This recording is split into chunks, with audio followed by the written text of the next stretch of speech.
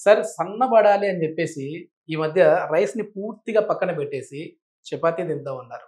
మేము ఓన్లీ చపాతీనే అండి. అసలు ఉదయం చపాతీ, నైట్ చపాతీ, మధ్యాహ్నం గూడా ఏదో కొన్ని ఫ్రూట్స్ తింటా చపాతీ. ఉన్నాం అంటారు. హ్మ్. సో, కొద్దిమంది మీరన్నట్లుగా 3 పూట్ల చపాతీ తినేవాళ్ళు గూడా ఉన్నారు. ఈ చపాతీ ఎక్కువ తినడం వల్ల కూడా మనకి పైల్స్ వచ్చే అవకాశం ఉంది అని జెప్పి కొద్దిమంది ద్వారా నాకు తెలిసింది.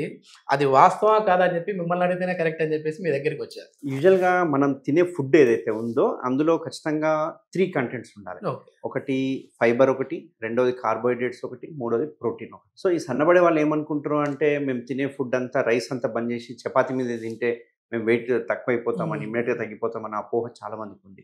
బట్ రైస్‌లో ఉన్నంత ఫైబర్ ఇంకెందులో ఉండదు. రైస్ మంచి రిచ్ ఫైబర్ డైట్ అన్నట్టు. ఓకే. ఈ చపాతీ ఏదైతే మామూలుగా బయట తింటారో ఈ చపాతీ, ఈ బయట చపాతీ తినే దానిలో ఎక్కువ మైదా మిక్స్. ప్యూర్ గోధుమలతో చేసిన చపాతీ అయితే ప్రాబ్లమ్ ఉండదు. ఓకే. కానీ బయట దొరికే మార్కెట్‌లో దొరికే ప్రతి దానిలో ఎంతో అంత పర్సెంటేజ్ ఆఫ్ మైదా ఉంటుంది. సో, ఈ యెస్. మైదా అనేది మళ్ళీ కాన్‌స్టిపేషన్. హ్మ్. సో, మైదా ఎక్కువ తీసుకోవడం వల్ల ఇప్పుడు బయట పూరి తింటుంటారు. ఆ పూరి హ్మ్. 100% మైదాతో చేసింది. ఎందుకంటే యెస్. మీకు మంచిగా ఆ!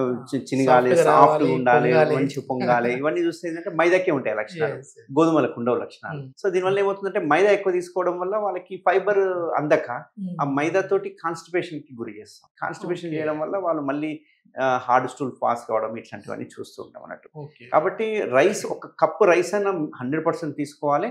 మనం గోధుమల్ని మనం స్వతహాగా ఆడించి. ఆరబెట్టుకొని, హ్మ్. ఆడించుకొని దాంతో తయారు చేసుకున్న పుల్కాస్ అంటాం కదా! అవును. జస్ట్ నిప్పుల మీద కాల్చినవి. అట్లాంటివి ఓకే. తీసుకోవడం వల్ల వెయిట్ గెయిన్ అనేది మనం